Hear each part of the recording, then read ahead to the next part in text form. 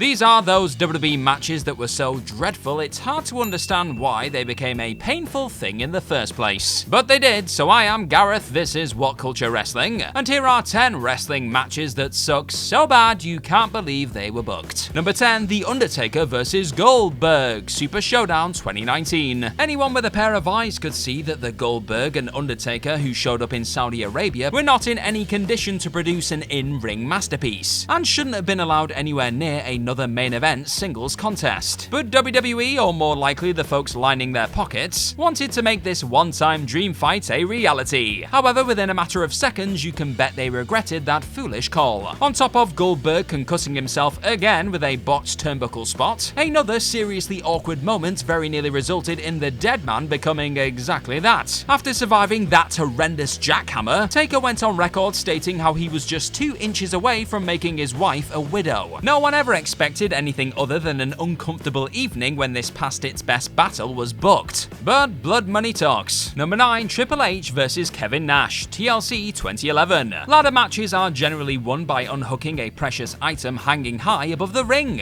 But in this sledgehammer variant, once that weapon was retrieved, the rather odd match just carried on until someone was pinned or submitted. In reality, the only reason a ladder was chucked into this unwanted Kevin Nash and Triple H equation was because of the bloody name on the PLE, and the silly contest that followed was as dull, long, and forgettable as you'd expect. The pair had already successfully derailed the white-hot summer of Punk, and once a potential match between the best in the world and Big Daddy Cool fell through before Night of Champions, most would have been happy to just move on from the whole text message saga. But no, WWE still insisted on bringing this unwanted program to an end under sledgehammer ladder rules. And while we're talking about ladder matches, what is your favorite ladder match of all time? Probably not the sledgehammer one, but you let me know what is in the comment section below. Number 8, Brock Lesnar vs Cain Velasquez, Crown Jewel 2019. Back to Saudi Arabia we go for this next entry, and to a match that folks unquestionably could not believe was happening at the time. Coming into the first edition of Friday Night SmackDown on Fox, the adored Kofi Kingston had reigned as WWE Champion since WrestleMania 35. His run may not have been perfect, sure, but fans were still well and truly behind the New Day man. The Beast Incarnate obliterated Kofi in seconds, setting up a strange UFC rematch with the debuting Cain Velasquez at Crown Jewel 2019 that very few wrestling fans were actually that bothered about experiencing. An always gripping MMA-style fight ended up in the middle of the squared circle that night, and it was inevitably one of the most disappointing matches of the year. Brock and Cain hugged and jabbed each other for a few minutes before the champ won via anticlimactic Kimura lock in just over 2 minutes. Number 7, Michael Cole vs Jerry Lawler, WrestleMania 27, went an agonizing 13 minutes. For comparison, Cody Rhodes vs Rey Mysterio was given just under 12 minutes to tell their story that night. Who was this even for? The Cole heel turn was already proving to be one of the most excruciating parts of weekly WWE programming, and the eventual feud between himself and the King was WWE at its soap opera worst. It was just awkward and didn't belong anywhere near the show of shows, with the iconic Stone Cold Steve Austin on guest refereeing duties, and Jack Swagger acting as Cole's ringside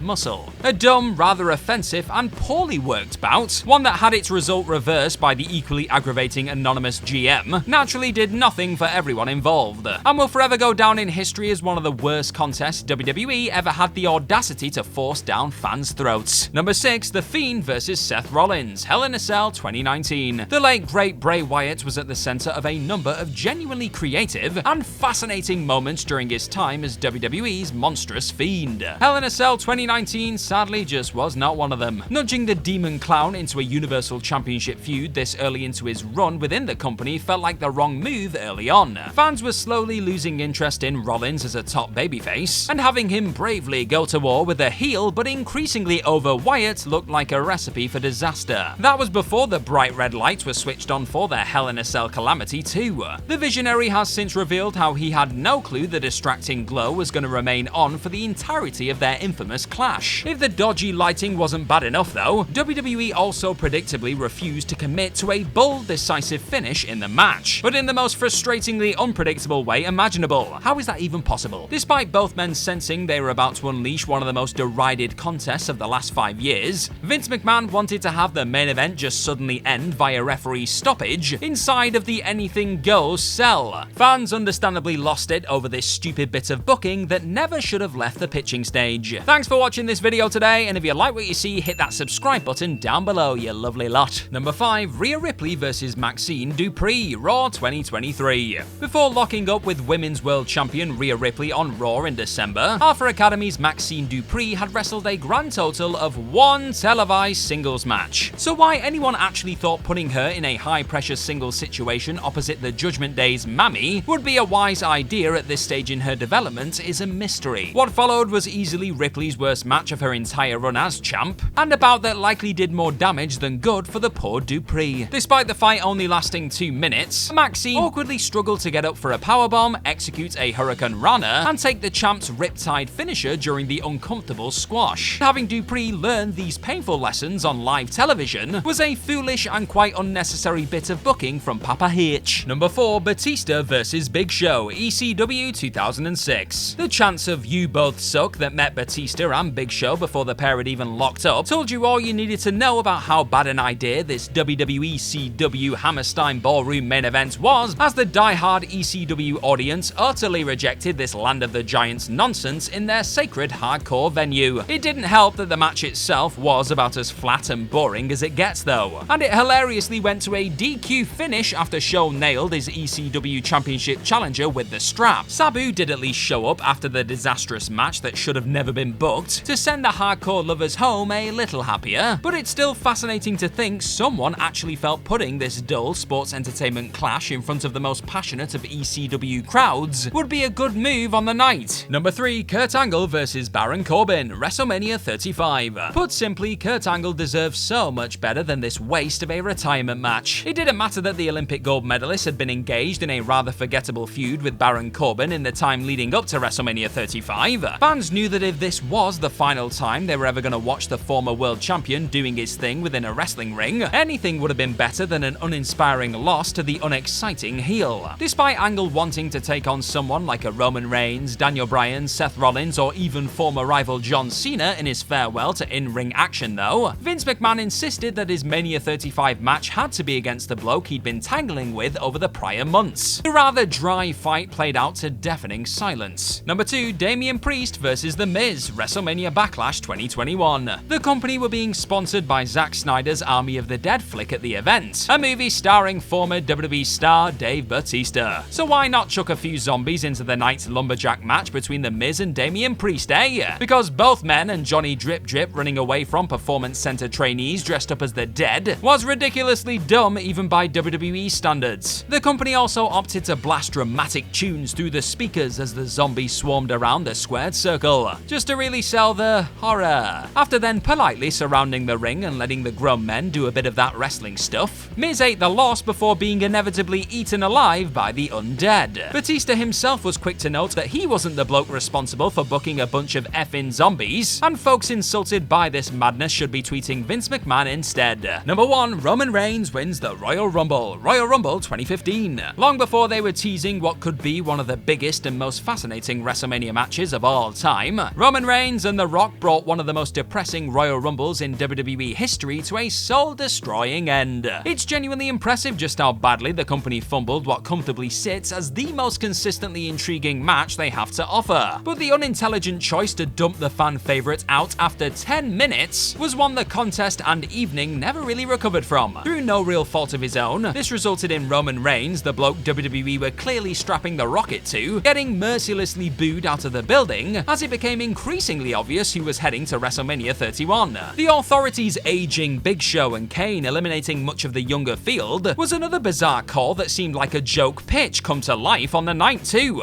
It should be impossible to book a Rumble so badly that not even the late arrival of the Great One could save it from being booed to oblivion. Did you enjoy this 10 wrestling matches that suck so bad you can't believe they were booked list? Then check out this 10 worst WWE matches ever according to the internet one too. You'll love it. Bye bye.